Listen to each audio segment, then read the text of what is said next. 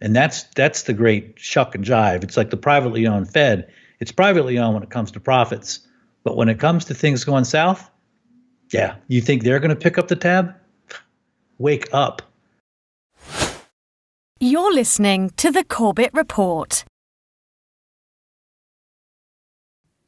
Welcome, friends. James Corbett here, CorbettReport.com, in a conversation that is being recorded on the 6th of April, 2020.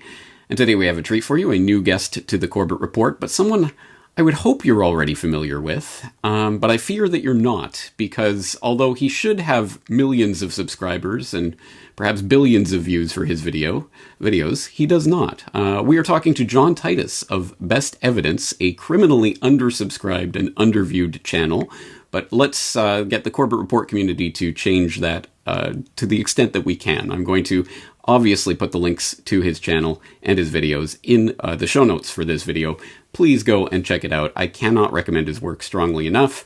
It revolves broadly around the issues of central banking and the bank heist that took place in 2008, where money comes from, other such related subjects. So I know it will be of interest to a large section of the Corbett Report community.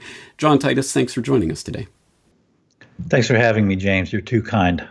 Not at all. And I think once people do check out your work, they will see why I have such high praise for it. Obviously, a lot of research and a lot of effort goes into your videos, and I can only complain that they don't come out nearly often enough. But I understand that good work takes time, so I do appreciate that.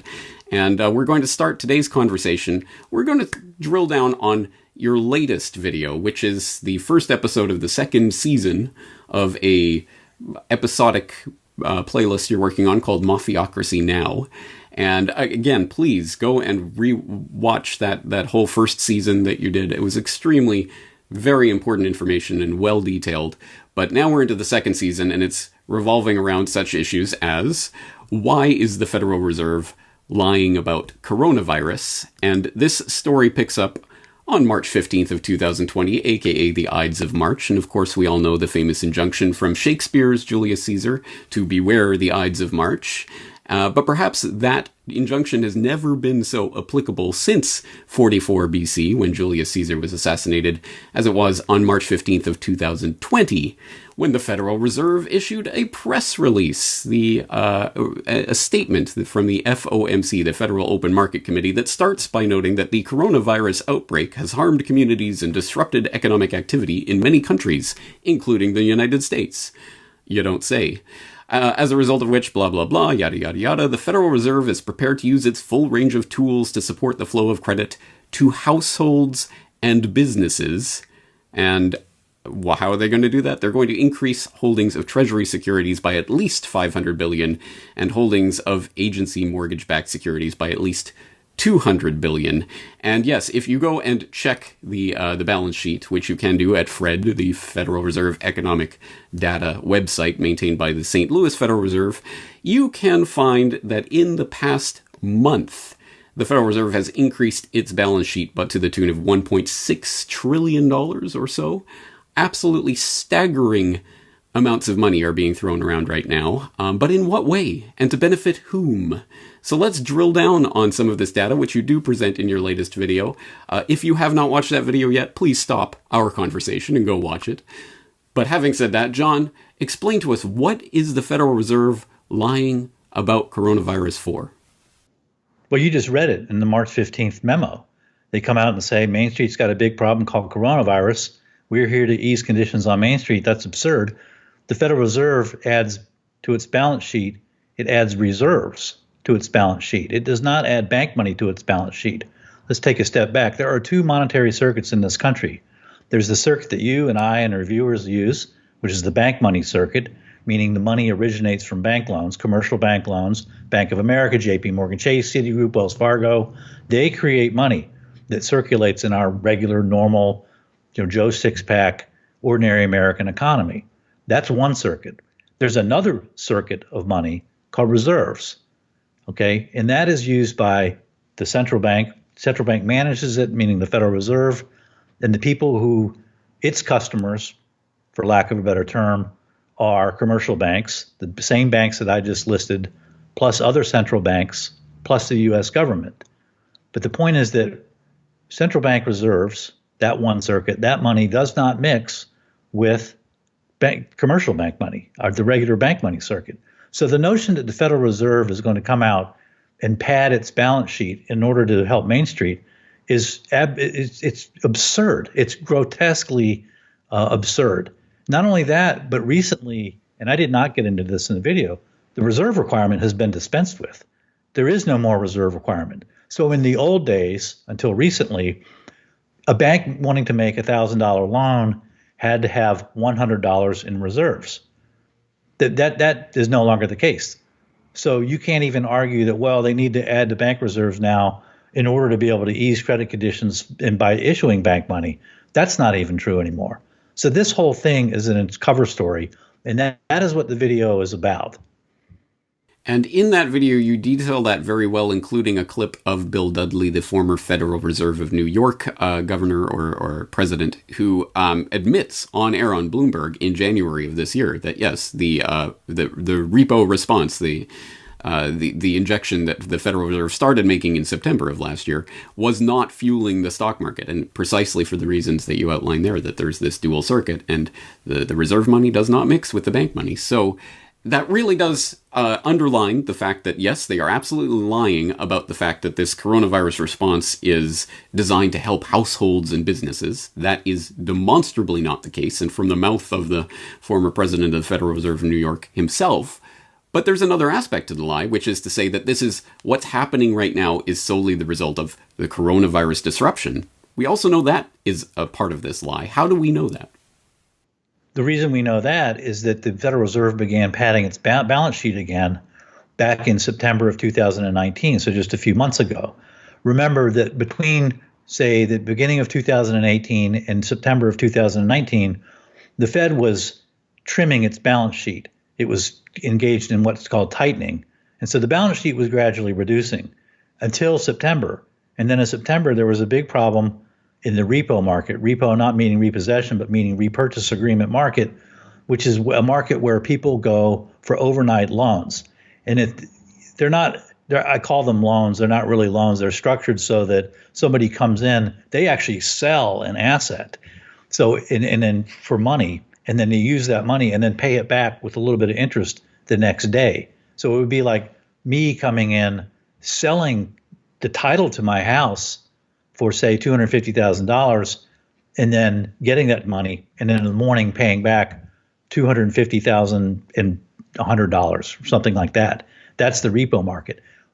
Trouble there started back in September when suddenly rates, the repo rates, the interest rates popped up to 10%, not 10% overnight, but 10% annualized. And a lot of that had to do with JP Morgan withdrawing from the repo market, withdrawing its reserves from that market, trimming its reserves using other things. But that market, the Fed then stepped in September and went gangbusters. I mean, they was making huge loans to the tune when you add them all up. And I know there's sort of an accounting problem. You can't just add up the loans since they are just 24-hour loans. But it was trillions of dollars. I mean, it was, hundreds of billions of dollars is sloshing around in that market. And nobody really knew what was going on. The only guy who seemed to have a clue was a guy from Credit Suisse, a Hungarian guy named Zoltan Pozsar.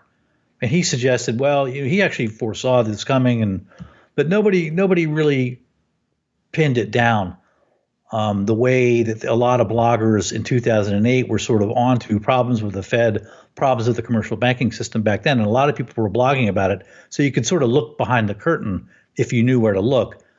In September 2019, there were very few people who were really on top of what was going on in the repo market. And to this day, I don't think anybody really knows what happened there. There's a lot more opacity now, the absence of transparency, than there was 10 years ago. So anyway, the problems with the Federal Reserve and the banking system did not just begin with the coronavirus. That's ludicrous. It certainly is. And you raise, there are so many different issues that are happening right now, and it is somewhat staggering to me that they're getting very little attention overall in the story. But of course it makes sense given all of the other fireworks that are happening right now. But regardless of whatever virus or whatever is happening or not happening on the health front and all of that, this is something tectonic that is happening at the root of the core of the global monetary system right now, of course overseen by the Federal Reserve and mighty King Dollar, to the tune of trillions upon trillions of dollars. As you say, they're removing the reserve requirements. Trillions of dollars are being put into all sorts of new special purpose vehicles that are being created. No one has any clue what's going on, really. I mean, the only people who really know what's going on are the people who are working on these deals. So I guess I have the impossible question for you. Why? What exactly are they doing, and why are they doing it? I know you can't exactly answer that, but give us a sense of what's going on. A couple of indicators along the road that something is very, very amiss. One is what you just mentioned, the special purpose vehicle. Very dodgy legally. They started in 2008, I think, with Lehman Brothers. But those are, because there are two circuits, the one way around the Fed adding bank money to the system, as I understand it, is special purpose vehicles. It's kind of like a dark slush fund where reserve money goes in and bank money comes out. Of dubious legality. That's one problem. Another indicator is the huge coronavirus bill that just went through. And there's big problems there. Now, just from the coronavirus bill, that fact alone, now that is bank money because that's going to come out right from the government. And the government can do that and issue checks. Obviously, in the stimulus of 2008, they issued whatever it was, $1,000 checks, $600 checks. The Treasury can do that.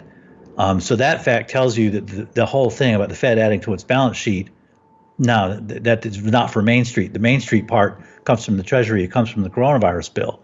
The problem in the coronavirus bill is that very little of that money comparatively is getting to Main Street. Most of that money is getting to friends. It's the crony list, the short crony list. They're getting the vast heft of that money. So that's another indicator. But the real indicator in that bill is that you now see right out in the coronavirus bill the Exchange Stabilization Fund. And the Exchange Stabilization Fund was set up in 1935, I think, 1934 maybe. That was set up to basically, when the gold value changed from $20 an ounce to $35 an ounce, that was a huge arbitrage. The Treasury and the Exchange Stabilization Fund came in and pocketed the difference of $2 billion, and away they went with the big slush fund.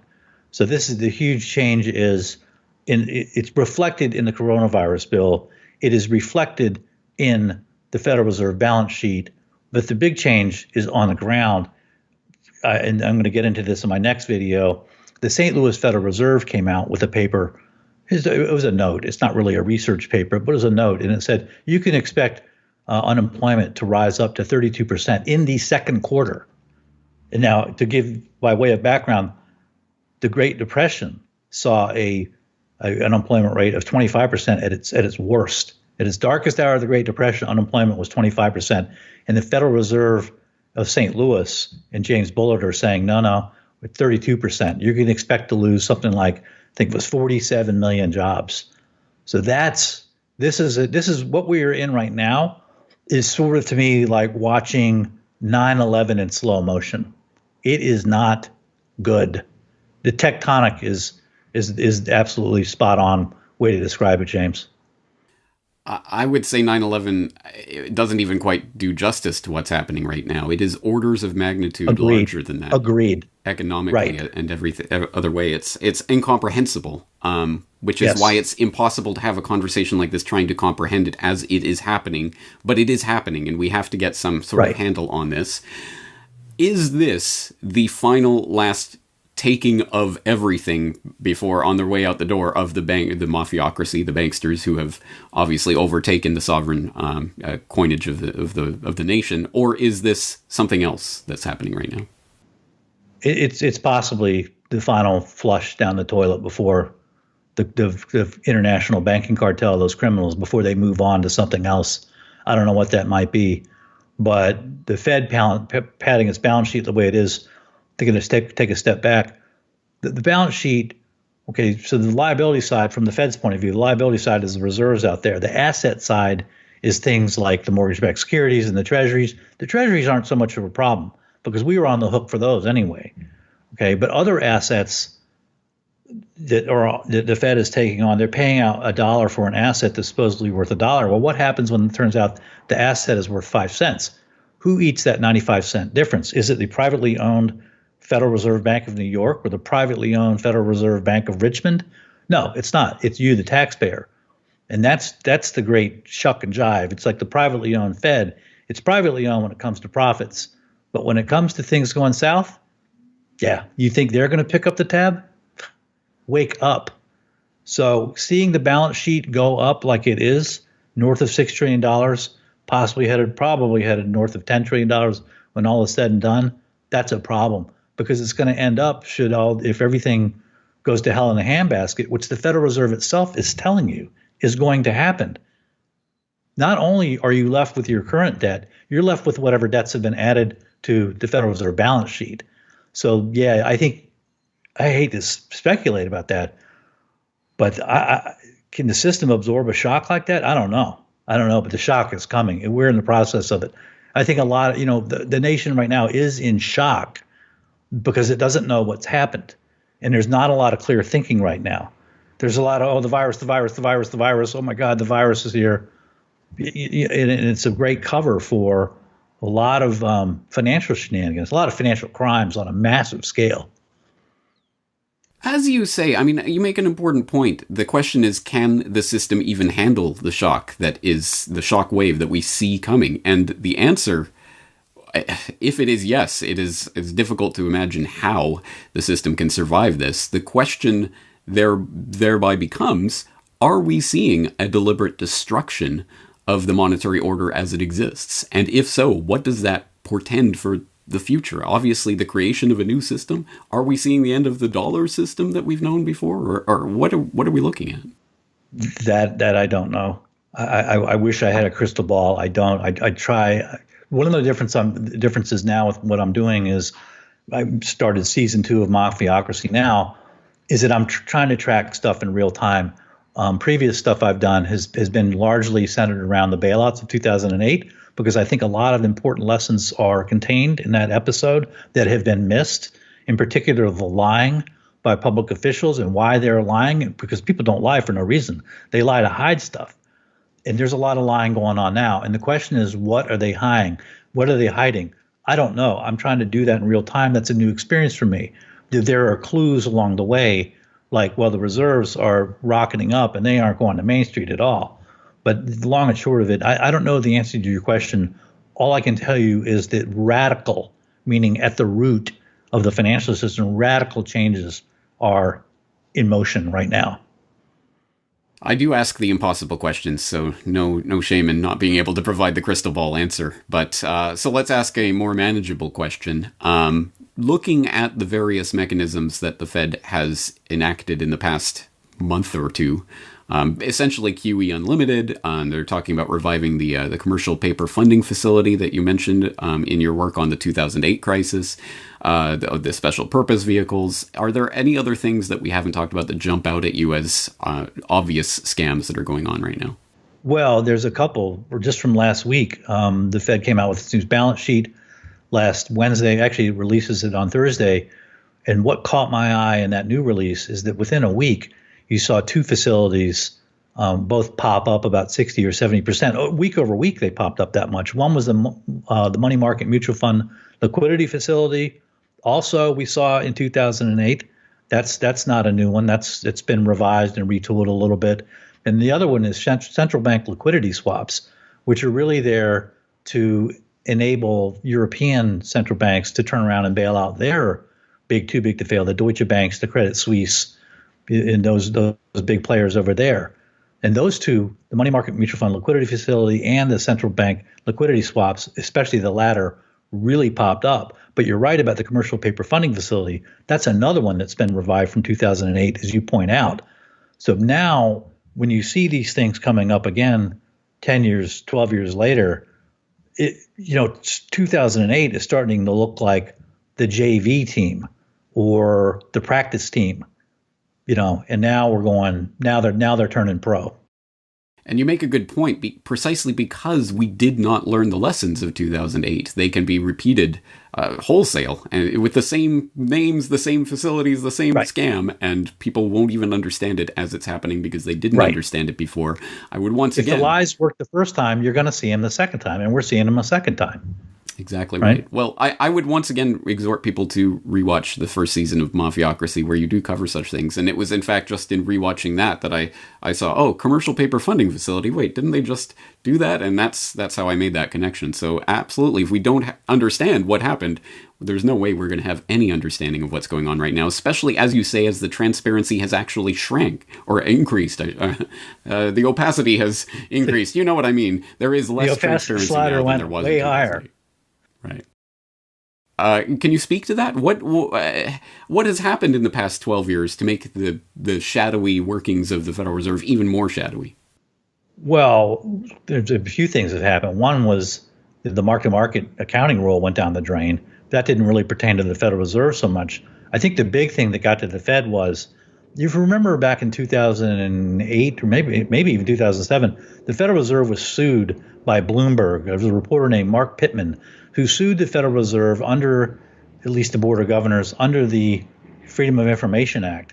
And the Fed lost that case.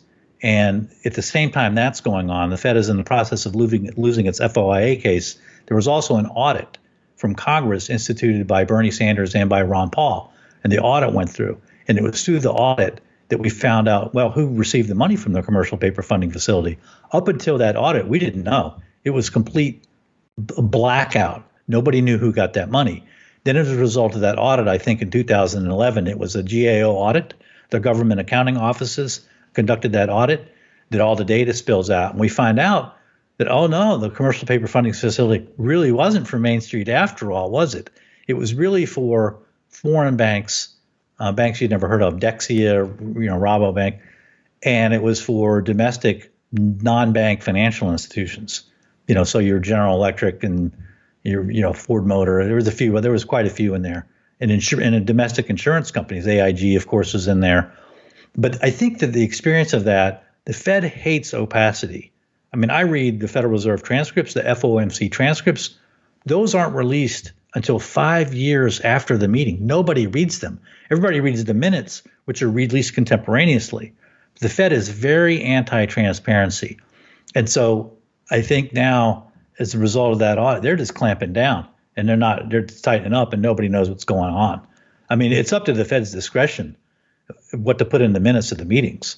The minutes could be completely vague, and nobody can do anything. Have you ever seen anybody who's ever seen a lawsuit over the Fed minutes being hopelessly vague? I haven't. I don't know about that. So you got to wait 5 years for the transcript. And then, as I say, by then, the moment has come and gone, long gone, and nobody reads them. Almost nobody. Yeah, well, exactly right. And I'll point people, for example, to your video on the $1 trillion devil and the details, where you go through and dissect some of the testimony that was taking place in September 2008 from Paulson and Bernanke and these characters, and contrasting it with what we then found out years later through meeting minutes and other things that were released, and notes from Scott Alvarez and others that showed, oh, this is what they were actually doing, and we know they were lying when they were testifying to Congress now, but now this is, that's ancient history. I mean, so nobody cares. To a certain extent, I mean, I want to underline this point. Again, 2008 is important for us to understand, so we understand what's happening, but you have experience of having dug up some of this information and exhumed some of the corpses that they tried to bury, or the skeletons in the closet there. What advice do you have for people who are interested in finding information about what's going on right now as it's happening? What sources of information should people be looking at? What should they be focusing on? Number one, turn off your television. Don't turn it back on. Don't read mainstream media. There's no need to read it. You can sort of read alternative blogs. Read, CorbettReport.com. Naked Capitalism is a good source. Zero Hedge at one time was decent. It has since become, in my opinion, a neoliberal tool. The Wolf Street by Wolf Richter is a good one. WolfStreet.com. Another good one was Pam Martin's site, WallStreetOnParade.com. So there's quite a few out there. If you just start with a few, it'll snowball. But you have to start. The mainstream is not going. They're just going to lie to you. So don't engage in Stockholm syndrome and become enamored of your captors. You got to move on and accept the fact these people are just lying through their teeth, and you need to start seeking out alternative sources and just pull that thread and see where it takes you. That's my best advice. True. And in fact, all of those outlets that you specifically named are ones that I do look at because I do think they are valuable. Although I would also say, yes, I mean, obviously do not trust what is coming out of the mainstream media, but be aware of what is being said through them, because often propaganda, understanding what propaganda is being propagated helps us to understand at least where they want the public to have their eyes on the ball so that we know where to look elsewhere. Or, as you note, you can see a Bill Dudley admitting that this entire thing is a lie because, that money doesn't mix. The reserve money isn't actually bank money. So we can get nuggets from that, but we have to choose them carefully. And also, right. I saw your video the other day about the 2 minutes of hate and people banging the pots and pans for the healthcare workers. And in that video, you said, I had a long period, 10, 15 years where I didn't watch any mainstream media. And now I'm back watching it. I would caution you, James. Dear James, please be careful. The propaganda is oh so insidious. Yes. Yes, I understand. Please be aware I'm aware of the dangers, and I put my tinfoil hat on firmly before watching so that I don't get affected. But yes, it is. You're right. It is insidious, and so we can't always understand the ways in which the propaganda is working its way in. So you're right about that caution. But having said that, of course, another source that I'm going to direct people to is Best Evidence. And having said that, obviously, people have stopped our conversation and watched every video, all 10 videos that you have released over the past 5 years. That's the thing. I've only done 9 videos, I think. I haven't done 10. Really? Is it 9? And that was over like 6 years. No, it is 10. Who's blowtorching American jobs? Ben Bernanke's Sovereign Deception. Fed audit shocker. They come from Planet Klepto. The veneer of justice in a kingdom of crime. All the plenary's men. We used to throw criminals off. New World Order criminal bankers caused the... American Revolution, right? The $1 trillion devil in the details. Mummy, where does money come from? And why is the Fed lying about coronavirus? So, again, wow. Excellent. I happen to have it up in front of me. Excellent series of videos. I hope people will watch them. I hope people will be tuned now for episode 2. When can we expect that? This week. I'll probably shoot it today. I've scripted it all out. The hardest thing with my videos is the scripting. I've planned these things out. I don't want to be wrong. I have a very specific way that I like to present information. I like to go from source documents. So it's like, don't trust me. I'm not asking you to trust me. Look at these documents. Look at these statements from people that I'm talking about. And that takes time to arrange it. But I'm going to shoot it today. It'll be out this week. For sure. Well, it absolutely shows. And I think if people resonate with the type of information I put forward here and the way that I do it, I think they will resonate with your presentation as well, because certainly the source documentation is always important in your presentations, and I appreciate that so much. Yeah, you do an outstanding job. I'm just blown away by how much content you're able to turn out with the quality that it is. I don't know how you do it. Anyway. Well, before this turns into a mutual appreciation society, let's wrap up the conversation here. As I say, all the links to all of the things that we talked about today, including those videos that we mentioned, will be in the show notes. So I hope people will use that resource. As I can't even properly convey in a conversation like this, one of the largest, probably the largest swindle of our entire lifetimes is taking place right now, under people's noses, and most people aren't even thinking about it because they're too concerned about viruses and what have you. So please pay some attention to this issue. And we're going to leave this conversation here, but I'm sure we'll be talking again in the future. John, thank you very much for your time. Thank you so much, James.